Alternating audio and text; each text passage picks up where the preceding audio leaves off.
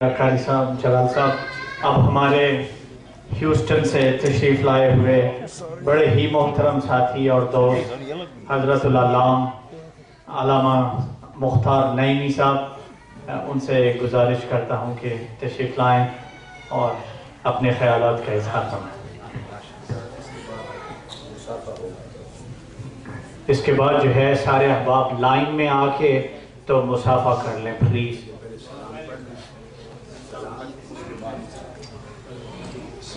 علامہ صاحب کی تقریر کے بعد سلام اور دعا مختصر، اور انشاءاللہ پھر سب ساتھی مصافحہ کر کے تو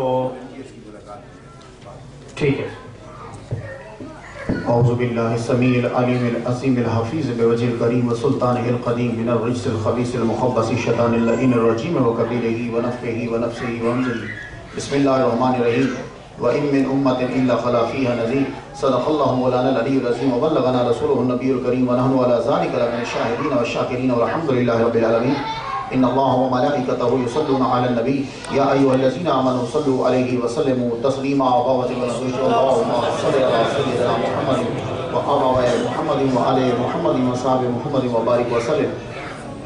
مختصر سی گفتگو ہے، میں کوشش کروں گا کہ 5 منٹ میں سے مجھے حاضری لگوانا میں سننے کے لیے ہیوسٹن سے آیا ہوں، اور یہ کرامت ہے شیخ الاسلام مجدد رواں صدی حضرت علامہ استاد العلماء ڈاکٹر طاہر القادری صاحب کی کہ مولوی پلے سے پیسے دے کے ٹکٹ لے کے تقریر سننے آیا ہے۔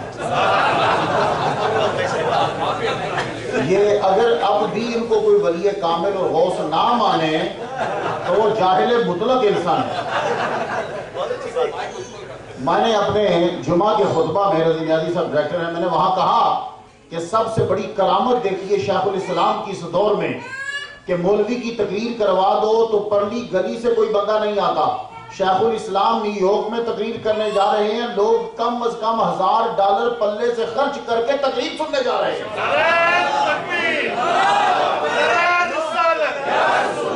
اور سب سے بڑی کرامت یہ ہے 2 بندے پیسے خرچ نہیں کرتے، ایک پولیس والا اور ایک مولوی خرچ کر کے جا رہا ہے۔ اب پولیس والے کی باری ہے۔ اور آشا و کلام میں نے خود رضی صاحب سے کہا بھائی اس دفعہ اپنے پلے سے پیسے خرچ کریں گے۔ بات سمجھ کیجئے، اللہ تعالیٰ، یہ مشکات میں بھی ہے، ابو داؤد میں بھی ہے، اللہ تعالیٰ ہر 100 سال کے راس پر ایک آدمی کو بھیجتا ہے، یہ میرے نبی کا فرمان ہے۔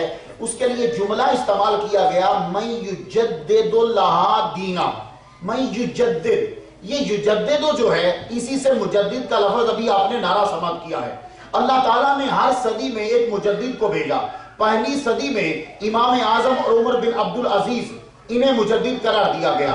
دوسری صدی میں امام شافعی رحمہ اللہ کو مجدد قرار دیا گیا۔ تیسری صدی میں امام احمد بن حنبل کو مجدد قرار دیا گیا۔ چوتھی صدی میں جو امام بائحقی رحمہ اللہ کو مجدد قرار دیا گیا۔ 5ویں صدی میں عبد القادر جیلانی رحمہ اللہ کو اور امام غزالی کو مجدد قرار دیا گیا۔ 6ٹھی صدی میں خواجہ معین الدین اجمیری چشتی رحمہ اللہ کو مجدد قرار دیا گیا اور امام فخر الدین رازی کو۔ 7ویں صدی میں امام تاج الدین سبکی جو ہیں وہ مجدد جو ہیں وہ قرار دیے گئے۔ 8ویں صدی میں امام حجر اسقلانی رحمہ اللہ کو مجدد قرار دیا گیا۔ 9ویں صدی میں علامہ جلال الدین سیوطی رحمہ اللہ کو مجدد قرار دیا گیا۔ 10ویں صدی میں امام قسطلانی کو مجدد قرار دیا گیا۔ 11ویں صدی میں مجدد الفسانی کو مجدد قرار دیا گیا۔ 12ویں صدی میں اورنگزیب عالمگیر اور ملا جیون کو مجدد قرار دیا گیا۔ 13ویں صدی میں شاہ عبدالعزیز کو مجدد قرار دیا گیا۔ 14ویں صدی میں اعلیٰ حضرت کو مجدد قرار دیا گیا۔ بولو دنیا والوں 15ویں میں کون ہے؟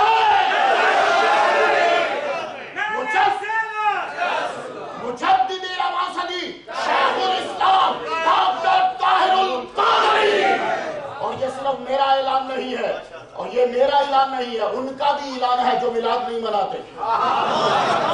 اور وہ سٹیج پر کھڑے ہو کے یوں کہہ کے گئے کہ میں ان کو وہ کہتا ہوں جو تم سمجھ گئے ہو، میں ان کو وہ کہتا ہوں جو تم سمجھ گئے ہو۔ بس یہ بات ہمیں ایوانوں تک پہنچانی ہے، لوگوں کے کانوں تک پہنچانی ہے، اور جو انسان ہیں ان انسانوں تک پہنچانی ہے۔ یہ ہے 15ویں صدی کے مجدد۔ اب آپ کہیں گے بھائی دیکھو مسجد میں بیٹھ کے ویسے تو جھوٹ تو ہر جگہ حرام ہے، لیکن مسجد میں اور حرام ہے۔ مجدد جتنے گزرے ہیں ان میں کامن چیز کیا تھی؟ اور میں اپنی بات نہیں کہتا، میں مکتوبات سے ایک حوالہ دینا چاہتا ہوں۔ مجدد الفسانی نے یہ کہا تھا کہ اس دور کے مجدد کی یہ نشانی ہے کہ جب وہ آتا ہے تو نہ کتب کا فیض چلتا ہے، نہ غوث کا چلتا ہے، نہ ابدال کا چلتا ہے، پھر فیض چلتا ہے تو اسی سے چلتا ہے۔ اب میں دلیل دوں، مجدد الفسانی رحمہ اللہ کے دور میں شیخ وجیہ الدین بھی ہیں، شیخ جلال بھی ہیں، شاہ عبدالحق محدث دہلوی بھی ہیں، اور خواجہ باقی باللہ بھی ہیں، لیکن فیض چلا تو مجدد الفسانی سے چلا۔ تو جتنے ولی، جتنے ابدال جو بھی ہیں، اب فیض جو چلے گا خدا تعالیٰ نے اس ہستی سے اس فیض کو چلایا ہے۔ اور اگر فیض دیکھنا ہے تو ان کے شعر کی تشریح جو ہے، اور آج شعر پرفیکٹ بیٹھا نور جلال صاحب کا کہ انڈیا کے بعد دنیا چکرا گئی ہے، انڈیا کے بعد دنیا چکرا گئی ہے۔ اور انڈیا میں خود سن رہا ہوں کہ حضرت جو ہے فرما رہے ہیں، اور کیمرے والے دیکھ، تیرا کیمرہ پہنچتا ہے وہاں تک جہاں تک بندے ہیں۔ وہ بیچ قریب سے ایک بندہ بولا، نہیں تجھے نہیں پوچھ رہا، کرین والے کیمرے سے پوچھ رہا ہو، تو چھوڑ، اس سے پوچھ کہ تیری نظر کیچ کر رہی کہ نہیں۔ اور پھر سنیے، اعلیٰ حضرت سے بڑے لوگ جو ہیں وہ کہتے ہیں کہ جی حضرت اس سے ہٹ گئے، نہیں، 50 لاکھ ایک روایت کے مطابق مجمع ہے، 50 لاکھ کے مجمع کو کھڑا کرا کے اگر کسی نے مصطفیٰ جان رحمت پڑھوایا تو یہ مجدد روا صدی ہے۔ اور یہ میں سن رہا ہوں کہ حضرت کہہ رہے ہیں، پھر ذرا پڑھ جس سہانی گھڑی چمکا تھا۔ یہ حضرت فرما رہے ہیں پھر اسی لئے میں پڑھ۔ اور آخری بات سنو تو اجازت چاہتا ہوں، جب خواجہ معین الدین اجمیری چشتی رحمہ اللہ کے مزار پہ شیخ الاسلام مجدد روا صدی نے حاضری دی ہے، ابھی آپ لوگوں نے سنا ہوگا، دیکھا بھی ہوگا، حضرت جب وہاں گئے تو چراغاں خوب کر دیا گیا۔ ان سائیڈ میں اتنا مجمع تھا کہ ان سائیڈ میں اتنا مجمع صرف عرس میں ہوتا ہے، ان سائیڈ میں اتنا مجمع ہو گیا، بنا بتلائے، ابھی سیکرٹ رکھا گیا۔ تو پوچھا کہ اتنا چراغاں تو عرس میں ہوتا ہے، یہ ساری لائٹ کیوں جلائی گئی؟ تو جو ان کے سب سے بڑے خادم ہیں، وہ اپنے ساتھ خادم لکھتے ہیں، جو سب سے بڑے خادم ہیں، انہوں نے کہا خواجہ صاحب نے مجھے یہ کہا ہے تمام لائٹوں کو جلا دیا جائے، وہ لائٹیں کہ جو میری شادی یعنی عرس میں چلتی ہے، کیونکہ میرا دوست طاہر القادری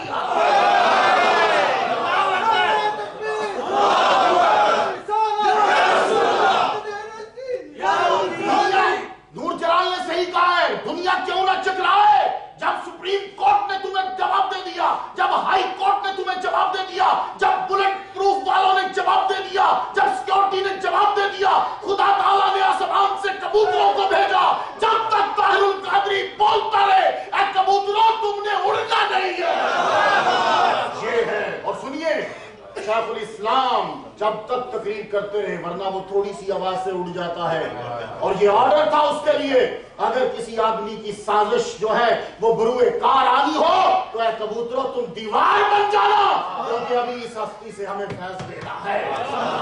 اس لیے دنیا چکرا لی، تم خوش نصیب ہو جو زیارت کر رہے ہو، زیارت بھی کرو۔ اور اس وقت ایک بات اور سن لیجئے، اس وقت میں ایک جملہ پڑھ سن رہا تھا کسی سے کہ حضرت کے مخالف کیوں ہیں، تو کسی نے پیچھے سے کہا حضرت کے مخالف اس لیے ہیں کہ یہ وہ حدیثیں سناتے ہیں جو مولوی نے زندگی میں کبھی نہیں پڑھی، یہ وہ علم بتاتے ہیں جہاں تک مولوی کی رسائی نہیں ہے۔ خدا سے بس دعا کرو۔ میں یہ سننے کے لیے آیا، ابھی اعلان کر دیا تقریر تو سنتے رہتے ہیں، حضرت کے لیے خصوصی طور پر جمعہ کے خطبوں کے بیچ میں، تہجد میں اٹھتے ہوئے ہر وقت دعا کیجئے، ہمارے پاس عظیم سرمایہ ہے، خدا ان کا سایہ ہمارے سر پہ بنا۔ دعوانا الحمدللہ رب العالمین۔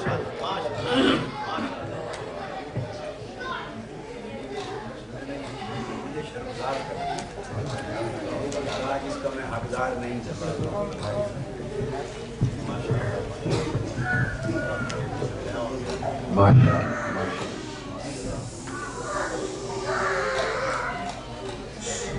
بسم اللہ الرحمن الرحیم۔ جن بڑے لوگوں کا شاہ صاحب نے ذکر کیا، اصل بڑے وہی تھے، اصل بڑے وہی تھے۔ ہم نے تو ان کے جوڑوں کی خاک کا فیض پایا۔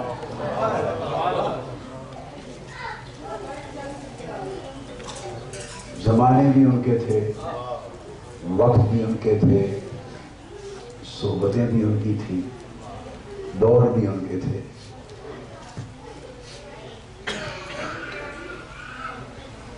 اور دین کی خدمت جو وہ کر گئے ہم نے کیا کرنا ہے؟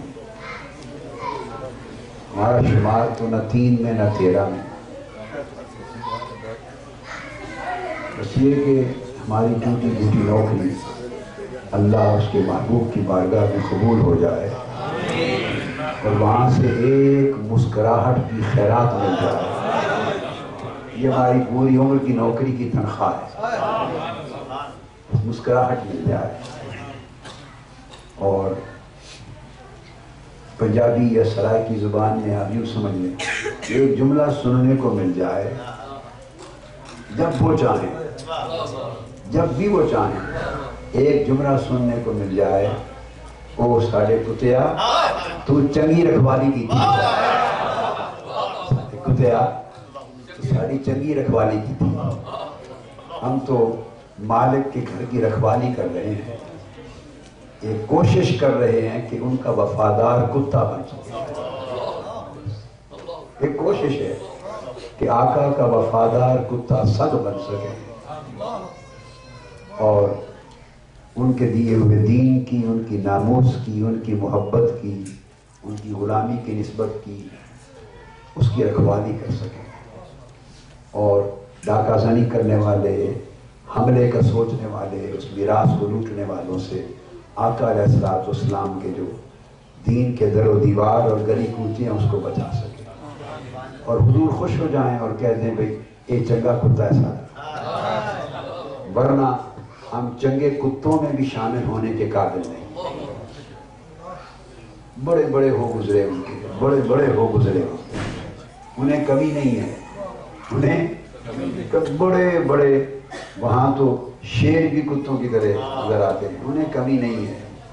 تو وہ کسی نے یہ کہا تھا کہ تیرے کتیاں دا ڈنڈڑا میں بھی، تیرے کتیاں دا ڈنڈڑا، بھئی میں اتنا ہی جگہ مل جائے جتنی کسی ایک کتے کو ڈنڈا مار دیتے ہیں اور کتا اٹھ کے کام کرنے لگ جاتا ہے، تو تیرے کتیاں دا ڈنڈڑا میں بھی سے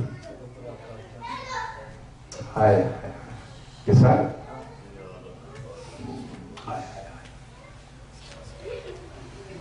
تو آقا علیہ السلام کو اور آقا کے دین کو کسی شخص کی حاجت نہیں ہے، وہ بڑے ہیں، بہت بڑا اونچا درجہ ہے، کوئی حاجت نہیں ہے۔ اللہ نے اپنے دین کی حفاظت کی، وہ خود فرما چکا اِنَّا نَحْنُ نَزَّلْنَا الذِّكْرَ وَإِنَّا لَهُ لَحَافِظُونَ، ہم نے اپنا دین اتارا ہے اور ہم ہی اس کی حفاظت کرنے والے ہیں۔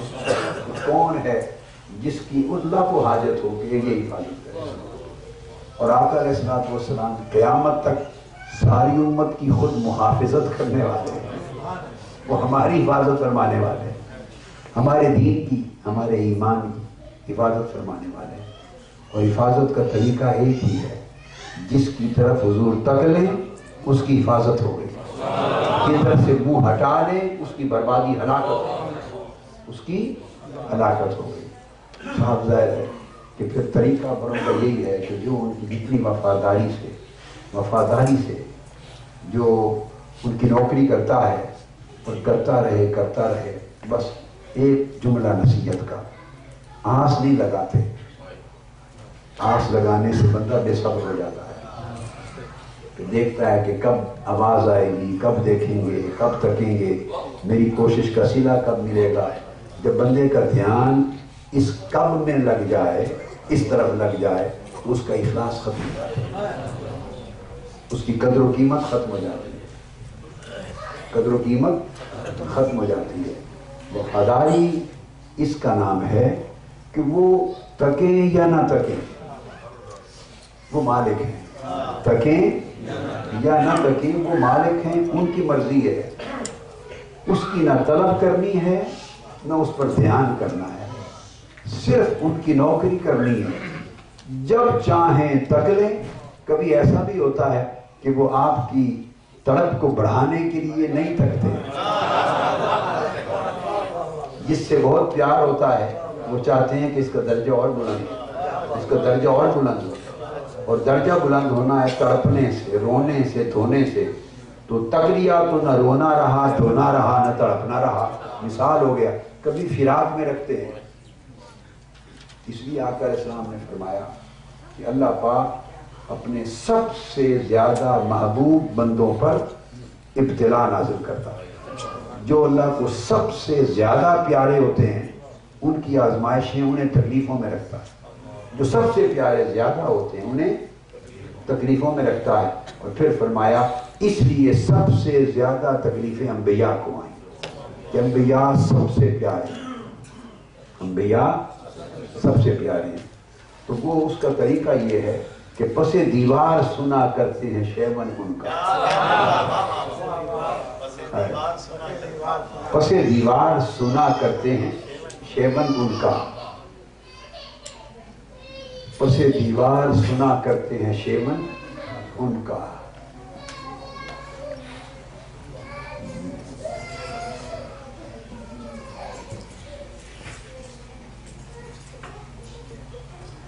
یہ میں نے اپنے کتابات میں پڑھا ہوا ہے یہ کئی بار. اپنے بندوں کے نالوں سے خوش ہوتے ہیں. اپنے دیوانوں کے ہاں پس دیوار سنا کرتے ہیں شیون ان کا. اپنے دیوانوں کے نالوں سے وہ خوش ہوتے ہیں. دیوانوں کے نالوں سے وہ خوش ہوتے ہیں. یہ تقریریں سنتا ہے میں. دیکھو حیدرآباد دکن والے بازی لے گئے انہیں کا ذکر کیا ہے. آپ نے خطاب میں سنا تھا دیوانوں کے نالوں سے وہ خوش ہوتے ہیں. وہ دیکھتے ہیں کہ کتنا روتا تڑپتا اس کو پھر اتنے درجے. تو سارا راز مالک کی. آقا ہمارے مالک ہیں نا. آقا ہمارے مالک ہیں. میری بات سمجھے. اگر کسی کو یہ مغالطہ بھی کیسی بات کر دی. یہ کیسی بات کر دی. مالک تو اللہ ہے.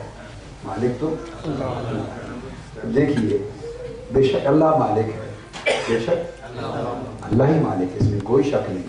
لیکن جب محبت کامل ہوتی ہے تو اللہ جس شے کا مالک ہوتا ہے اس کا مالک اپنے محبوب کو بنا دیتا ہے. وہ محبوب کی ملکیت میں دے دیتا ہے. تو ملکیت میں مالک اور محبوب میں فرق نہیں رہتا. وہ کہتا ہے کہ جس شے کا میں مالک ہوں تو اسی شے کا مالک کو مختار ہے. تو اسی شے کا مالک ہوں. اس لیے اگر ہم نے کہا کہ ہمارے مالک حضور ہیں تو اس کا معنی یہی ہے کہ ہمارا مالک اللہ ہے. حضور کی مالکیت اللہ ہی کی مالکیت ہے. تو مالک کی وفاداری یہ ہے. مالک کی وفاداری کہ بس آپ صرف وفاداری کریں. استواری کے ساتھ وفاداری کریں. وفاداری بشرط استواری اصل ایمان ہے. اصل ایمان ہے. یہ ایمان کی اصل ہے. وفادار رہیں استوار رہیں. اور پھر آقا علیہ السلام جس عمل سے جس طرز زندگی سے جس کام کے کرنے سے جس کام کے چھوڑ دینے سے جس کام کے کرنے سے اور جس کام کے چھوڑ دینے سے خوش ہوتے ہیں وہی کرنا چاہیے. عاشقوں کا شیوا یہ ہے. عاشقوں کا اس بات پہ دھیان رہے کہ محبوب کس کام سے خوش ہوتے ہیں اور کس کام سے ناراض ہوتے ہیں. تو جو سچا عاشق ہے وہ محبوب کی ناراضگی برداشت نہیں کرتا. اگر رات کے اٹھنے سے خوش ہوتے ہیں تو پھر عاشق کا کام ہے رات کو اٹھا کر. عاشق کا کام ہے رات کو اٹھا کر. اگر دین میں عبادات میں معاملات میں غفلت اور کوتاہی سے ناخوش اور ناراض ہوتے ہیں تو عاشق کا کام ہے محبوب کی ناراضگی برداشت نہ کرے.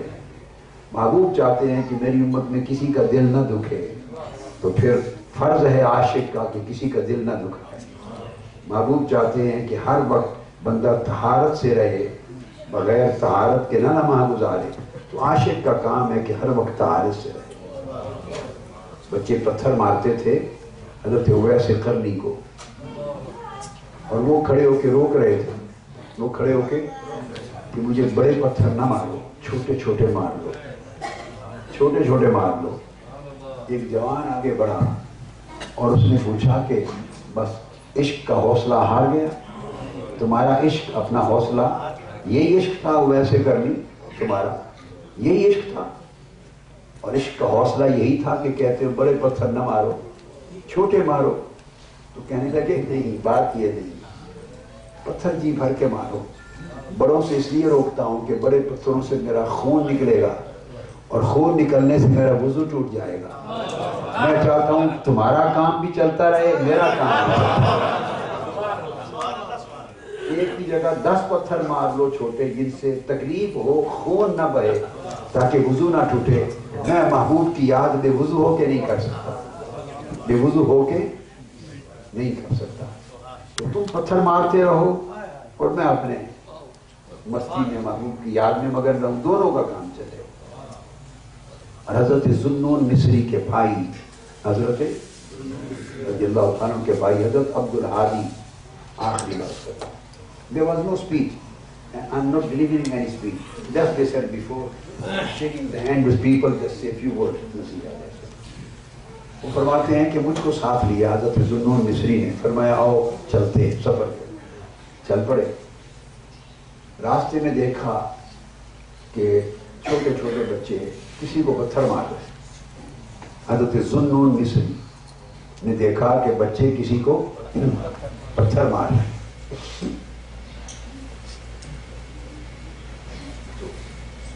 عبدالہادی ان کے بھائی فرماتے ہیں کہ مجھے حضرت ذوالنون مصری نے کہا کہ آؤ چل کے دیکھیں مارتے کس کو ہیں پتھر میں۔ بچوں سے پہلے پوچھا کہ تم اس بندے کو پتھر کیوں مارتے ہو؟ انہوں نے کہا یہ پاگل ہے۔ انہوں نے کہا یہ پاگل کیوں ہے، کیسے ہے پاگل؟ انہوں نے کہا یہ کہتا ہے میں اللہ کو دیکھتا ہوں، یہ کہتا ہے میں اللہ کو دیکھتا ہوں، تو پاگل ہی ہوا نا۔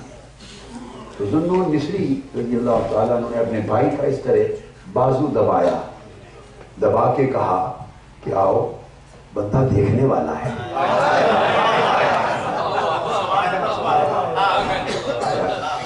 یہ ہر کوئی نہیں کہہ سکتا کہ میں اللہ کو دیکھتا ہوں، یہ ہر کوئی، میں اس کو دیکھتا ہوں، آؤ دیکھیں بندہ دیکھنے والا۔ تو مجھے لے گئے، ہم آگے گئے تو فیضا ہو شاب، آگے گئے تو کہتے خوبصورت جوان تھا، شاب منوسی۔ جب آگے گئے تو دیکھا خوبصورت چہرے والا جوان تھا۔ ہم نے اس کے قریب ہو گئے تو پوچھا یہ آپ کو مجنوں کہتے ہیں، پاگل کہتے ہیں، پتھر مارتے ہیں، آپ نے کیا کہا ہے جو آپ کو پاگل کہتے ہیں؟ تو وہی کچھ کہتا ہوں جو آپ سن کے آئے ہیں، وہی کچھ کہتا ہوں جو آپ سن کے آئے ہیں۔ وہ تو کہتے ہیں کہ تم کہتے ہو کہ اللہ کو دیکھتا ہوں، تو اس پر کیا کہتے ہو؟ وہ جوان مسکرا پڑا، وہ جوان مسکرا پڑا۔ اس نے کہا جس کے دل کو، اگر عاشق کے دل کو وہ آنکھ دے دے تو اس سے اوجھل کب ہوتا ہے؟ ان کا خیال ہوگا کہ کبھی کبھی دیکھتا ہوں تو میری آنکھوں سے اوجھل ہی نہیں ہوتا، ان کا خیال ہوگا کہ کبھی کبھی دیکھتا ہوں، لیکن میرا حال یہ ہے کہ میری تو آنکھوں سے اوجھل ہی نہیں ہوتا، اس لیے کہ جب عاشق کے دل کو آنکھ مل جاتی ہے تو پھر وہ پردہ اٹھا دیتا ہے، تو سر کی آنکھ سے نہیں دیکھتا، دل کی آنکھ سے۔ عاشق کے دل کو آنکھ ملتی ہے تو پردہ اٹھا دیتا ہے، پھر ہر وقت دیکھتا ہے، ہم وقت دیکھتا ہے۔ جب یہ جملہ بولا تو حضرت ذوالنون مصری کی چیخ نکل گئی رضی اللہ تعالیٰ عنہ، چیخ نکل گئی۔ انہوں نے پوچھا حل انت مجنون، ارے جوان تو پاگل ہے، تو پاگل ہے، تو پاگل، دنگ رہ گئے۔ پھر اس سے پوچھا کہ ایک بات بتا، اس کے ساتھ، محبوب کے ساتھ تیرے تعلق کی نوعیت کیسی ہے؟ اب یہ بتا دے اس کے ساتھ تعلق کی نوعیت کیسی ہے، اس کے ساتھ تعلق کی ذرا نوعیت تو بتا دے کیسی نوعیت ہے۔ تو اس جوان نے جواب دیا، ذوالنون مصری رضی اللہ تعالیٰ نے، تعلق کی نوعیت اتنی ہے فرمایا منذ عرفتہ ما جفوت، ما جفوتہ منذ عرفتہ، پوچھا، فرمایا تعلق اتنا ہے، جب سے اس سے جان پہچان ہوئی ہے اس سے بے وفائی نہیں کی۔ جب سے آپ سن لیں، ہم دعوے کچھ اور کرتے ہیں، عمل کچھ اور کرتے ہیں، دعوے اور نعرے کچھ اور لگاتے ہیں، عمل وہاں نعروں کو نہیں سنا جائے گا، نعروں کا ناپ تول نہیں ہوگا، باتوں کا ناپ تول نہیں ہوگا، وہاں دلوں کا حال دیکھا جائے گا اور زندگی کا حال دیکھا جائے گا کہ بندہ جو کہتا تھا اس میں کھڑا کتنا تھا۔ تو کہا ما جفوتہ منذ عرفت، جس دن سے اس کو پہچان لیا ہے اس دن سے اس سے جفا نہیں کی، بے وفائی نہیں کی۔ فرمانے لگے ایک آخری سوال کا ایک جواب دیتے، کب سے اس کو پہچانا ہے؟ کہا نا جس دن سے پہچانا ہے پھر بے وفائی نہیں کی۔ تو ایک بتا دے پہچانا کب سے ہے؟ فرمانے لگے جب سے اس نے میرا نام پاگلوں میں لکھ دیا۔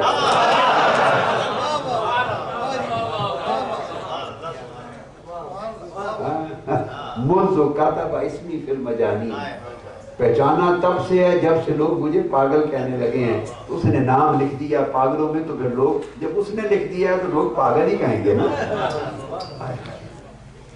پاگل ہی کہیں گے نا لوگ۔ یہی ذوالنون مصری رضی اللہ عنہ فرماتے ہیں میں صحرا میں جا رہا ہوں، کیا؟ تو ایک عورت ملی، عارفہ، عارفہ تو بعد میں کہیں گے نا، ایک عورت اللہ والی جا رہی ہے۔ تو میں قریب ہوا، اس کے چہرے پر معرفت کے آثار نظر آئے، دل نے کہا اللہ والی ہے، اہل اللہ ہے۔ قریب ہوا تو میں نے پوچھا بی کہاں سے آئی ہو؟ کیا؟ کہنے لگی من اللہ۔ من این انت، کہاں سے آئی ہو؟ کہا من اللہ، اللہ سے آئی ہو۔ پوچھا کہاں جا رہی ہو؟ اس نے کہا الی اللہ، اللہ کی طرف جا رہی ہوں۔ زاد سفر، سہارا کیا ہے سفر میں؟ باللہ،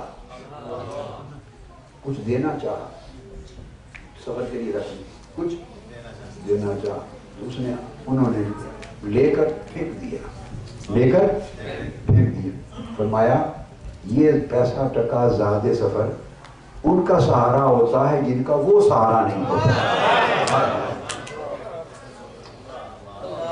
یہ چیزیں ان کا سہارا بنتی ہیں جن کے ساتھ وہ نہیں ہوتا، اور جن کے ساتھ وہ خود ہو لے انہیں کیا ضرورت ہے۔ تو پوچھا وہ کہاں اٹھے، کہاں اٹھے؟ تو بعد میں پوچھا کہ جاتے ہوئے بیوی آخری سوال نام تو بتا دیں، آپ کو کہتے کیا؟ کہتے ہیں رابعہ، بس نہیں۔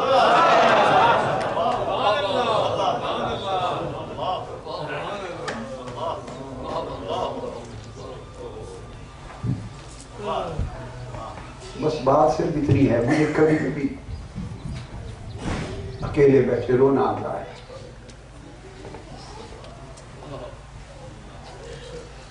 کبھی کبھی رونا آتا ہے، اور یہ خیال آتا ہے کہ سنگتیں وہ تھی جو بچھڑ گئی، زمانے وہی تھے، لوگ بھی وہی تھے، وہی سنگتیں تھیں، وہی لوگ تھے، وہی وقت تھے جو گزر گئے۔ ہم تو بیکار وقت میں بیکار لوگ دھکے کھاتے پھرتے، ہم تو دھکے کھاتے پھرتے۔ اب آج نہ کوئی اس سودے کو لینے والا، نہ کوئی یہ سودا بیچنے والا، نہ یہ بولی بولنے والا، نہ کوئی بولی سمجھنے والا۔ پھر کبھی خیال آتا ہے اپنے آپ کو حوصلہ دینے کے لیے کہ شاید ہم اس زمانے میں آ جاتے تو ہمارا حال دیکھ کر ممکن ہے وہ مجلس میں بیٹھے نہیں نہ دیکھ کے دھکا دے کے نکال دیتے کہ تو ہماری مجلس میں بیٹھنے کے قابل نہیں۔ اس وقت میں آ جاتے تو خدا جانے کیا ہوتا۔ اور اب دیکھیں کتنا پردہ ہے، دھوکہ ہے کہ ہمارے جیسوں کی بھی لوگ عزت کرتے، زمانہ کتنا نیچے چلا ہے، ہمارے جیسوں سے بھی لوگ پیار کرتے ہیں۔ شاید ان کا حال سردان دنیا سے بھی بدتر، اس لیے بس اپنے اعمال کو، اپنے اخلاق کو، اپنے احوال کو سنبھالیں، اور انسان کی زندگی کا بھروسہ نہیں ہے، کیا خبر کس وقت کس کو بلاوا آ جائے، کیا خبر کس کو بلاوا آ جائے۔ جو لمحہ میسر ہے وہی ہمارا، جو لمحہ اس وقت میسر ہے وہی ہمارا ہے، بس اس لیے کہ جو گزر گیا وہ تو گزر گیا، اور جو آگے ہے وہ ہمارے قبضے میں نہیں، معلوم نہیں آئے یا نہ آئے۔ لہذا اپنے آپ کو بدلنے میں انتظار نہیں کرنا چاہیے، اسی لمحے میں بدل دیا جائے، تاکہ کم سے کم جب آگے وقت آئے تو ہماری شمار اچھی قطار میں ہو سکے، شمار اچھی قطار میں۔ اللہ پاک ہمارے یہاں رحمت کرے۔ آپ کو مبارکباد دینے آیا تھا، آپ تمام والنٹیئرز نے جو یہ میلاد مصطفیٰ کانفرنس اور پیس فار ہیومینٹی کانفرنس کے لیے جتنی تگودو کی، جتنی ایفرٹس کی، اور حالانکہ کوئی بہت بڑی منظم تنظیم نہیں تھی، کوئی تنظیمی نیٹ ورک نہیں تھا۔ کل رات میں جتنے احباب لندن سے آئے ہیں، یہ علامہ افضل سعیدی ہیں، یہ منہاج القرآن انٹرنیشنل UK کے نیشنل ایگزیکٹو کے پریزیڈنٹ ہیں، NDC کے صدر ہیں، داؤد مشدی بیٹھے ہیں ادھر، یہ تو خیر ہماری منہاج القرآن ویلفیئر فاؤنڈیشن کے گلوبل انٹرنیشنل ہیڈ ہیں، اس کے انچارج ہیں۔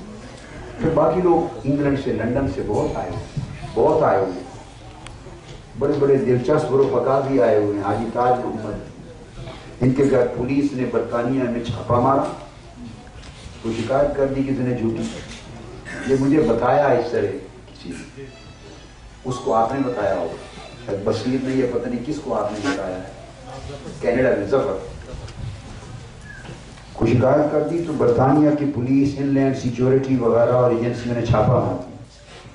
اب ان کو کوئی پتہ نہیں کہ جب آپ کے آدمی چھاپا مار دیا تو وہ میرے فوٹو لگے ہوئے تھے، میرے ساتھ فوٹو بنوائے ہوئے تھے، جو نیچے میرے ساتھ وہ دے دیا کہ میں تو ان کے ساتھ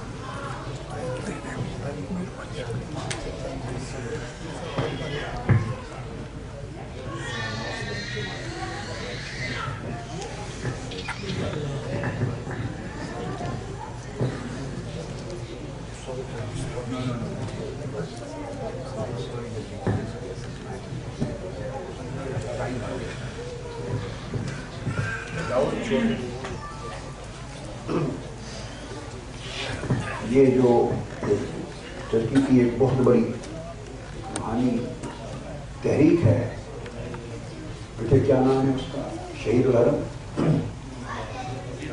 وہ تحریک ہے جو موومنٹ ترکی کی، گلن موومنٹ جو جس کے لیے ترکی میں، اور اس وقت جو گورنمنٹ میں، وہ جو اس وقت جو پرائم منسٹر، پریزیڈنٹ، جو ساری حکومت ہے، وہ گلن موومنٹ کے تیار کردہ لوگوں کی ہے، فتح اللہ گلن اور ان کے لوگوں کی تیار کردہ موومنٹ ہے۔ یہ اس ترکی کی موومنٹ میں جو صف اول کے لوگ ہیں نا، جن کی حیثیت وزراء سے بھی زیادہ اہم ہوتی ہے، یہ ان میں سے ون ہوتے ہیں۔ ویسے دنیا میں بڑے ٹاپ کے پبلشرز میں سے ہیں، اور ہمارا قرآن مجید جو عرفان القرآن انگلش ہے وہ انہوں نے چھاپا ہے، اور ہماری اور کتابیں بھی انگلش کی ان کے پاس ہیں. ٹرکی میں ہمارے پبلشر ہیں، مگر بذات خود بہت بڑا بین الاقوامی نیٹ ورک اور بلند موومنٹ میں بڑا اونچا مقام رکھتے ہیں. تو میں جب ابھی استنبول گیا تھا، ایک انٹرنیشنل کانفرنس تھی استنبول میں، وہ OIC نے اور امریکہ جو white house, American white house, چونکہ وہ جارج میسن یونیورسٹی کو فرنٹ پہ کرتے ہیں، تو امریکہ نے اٹس وائٹ ہاؤس اور ٹرکش گورنمنٹ اور OIC اور افغانستان، ان چاروں نے مل کر وہ کانفرنس کروائی تھی، مل کر استنبول میں. جی چاروں کی کولیبوریشن تھی. اس کانفرنس میں مجھے انہوں نے کی نوٹ سپیکر، پوری کانفرنس کا چیف کی نوٹ سپیکر رکھا تھا. اس کانفرنس کی اوپننگ بھی میرے خطاب سے کروائی تھی، اور اس انٹرنیشنل کانفرنس کا کنکلوژن آخر بھی میرے خطاب پہ کروایا. باقی کو تھوڑے تھوڑے ٹائم دیے تھے، تو میرے لیے 1.5 گھنٹہ پہلا اور آخری سیشن اوپن تھا. تو اس کانفرنس میں پھر یہ داؤد مشہدی اور ہمارے شہید الحرم ہیں، ان کو انہوں نے کہا ملے، تو انہوں نے بہت بڑا شاندار ڈنر میرے اعزاز میں ارینج کیا. تو شام کو پھر انہوں نے ڈنر دیا تھا، یہ جو آئے تھے، اور وہ ڈنر پہ میں بیٹھا تھا. یہ آپ کو ایسے ہی نظام ہے، یہ بھی نظام ہے، آسمانی نظام ہے. تو ڈنر پہ بیٹھا تھا، تو اس ہوٹل میں کسی اور جگہ ایک ڈنر تھا ہو چکا، اور وہ فورن منسٹر سنگاپور کے آئے ہوئے تھے اور وہ جانے والے تھے. ان کو ڈنر کسی اور جگہ اسی ہوٹل میں ڈنر کر کے وہ جا رہے تھے، تو ان کو کسی نے جا کے بتا دیا کہ میں اس ہوٹل میں موجود ہوں، ڈنر ہو رہا ہے میرا. تو وہ ہوٹل سے واپس مڑ کے فورن منسٹر سنگاپور کے مجھے ملنے یہاں آئے. بڑی دیر بیٹھے رہے، ملے. تو ان سے چونکہ زندگی کی پہلی ملاقات تھی، تو ملاقات میں پرسنل تعارف ہو رہا تھا. تو جب انہوں نے یہ دیکھا، اچھا ہاں، کوئی آدمی کہاں ڈراپ کرنا ہے؟ بروکلین میں کوئی ہے گاڑی والا جو ان کو ڈراپ کر دے، چھوڑ آپ چلے جائیں. ہو گیا مسافہ، آپ پہلے کر لیں، بلکہ آپ کو سینے سے ملا لیتا ہوں، اور ان کو ڈراپ کرنا. یہ مہمان ہیں، ان کی مسز، ان کی اہلیہ بھی آئی، ڈراپ کرنا. تو وہ پھر جب ان کو خبر ملی اور دوڑتے ہوئے وہ فورن منسٹر سنگاپور کا آ گیا، وہ واپس ہوٹل کے دروازے سے مڑ کے ملنے.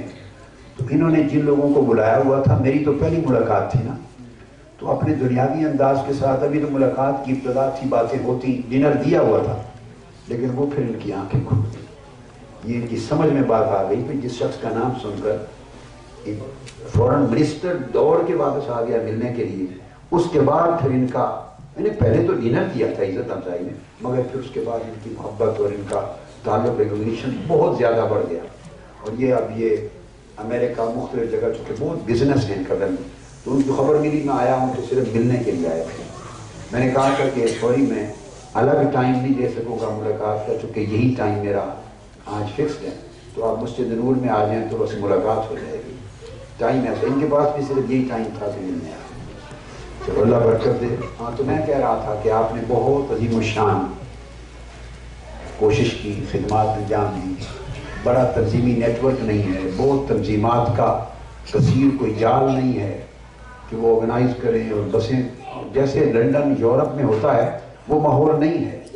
لیکن یہ کہ ایک مختصر ٹیم ڈاکٹر عبد الرحمان صاحب کی قیادت میں کھڑے ہوں اور قاری غلام رسول ان کی قیادت میں انہوں نے کام کا آغاز کیا. ڈاکٹر ثاقب خان انہوں نے مل کے، اور پھر وہ سارے لوگ، ڈاکٹر صفدر میر صاحب، ڈاکٹر رفیق چودھری صاحب ہیں، یہ امجد صاحب نے، اور پھر لوگ ان کے ساتھ جتنے اطراف و اکناف میں معاونین کے، عمیر ہے، عمیر حسن ہے، اور پھر آپ سارے لوگ، سارے گیلانی آگے ریاض جیلانی صاحب آپ کو.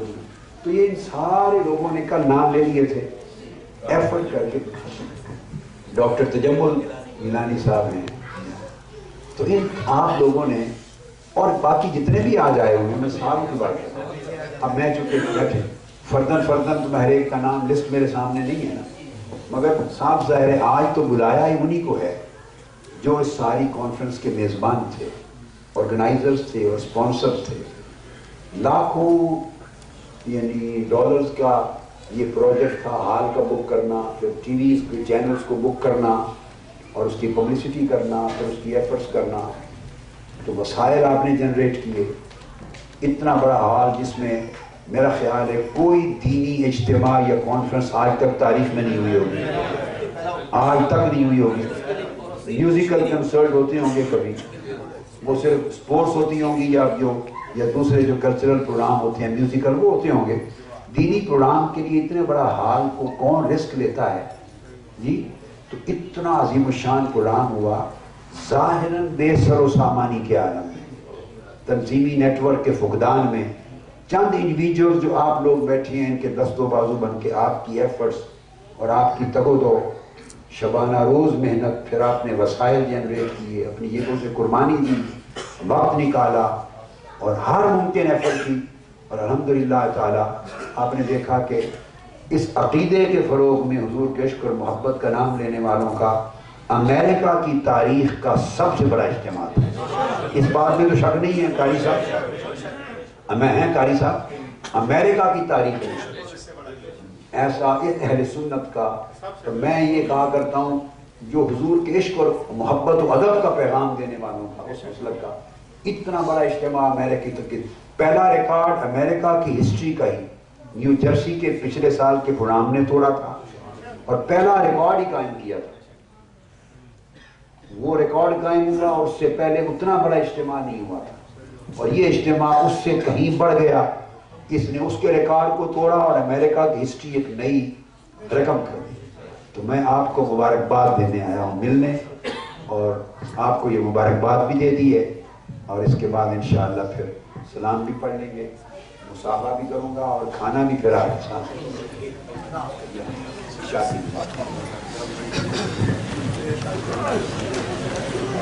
سلام اور دعا سجاد پڑھ.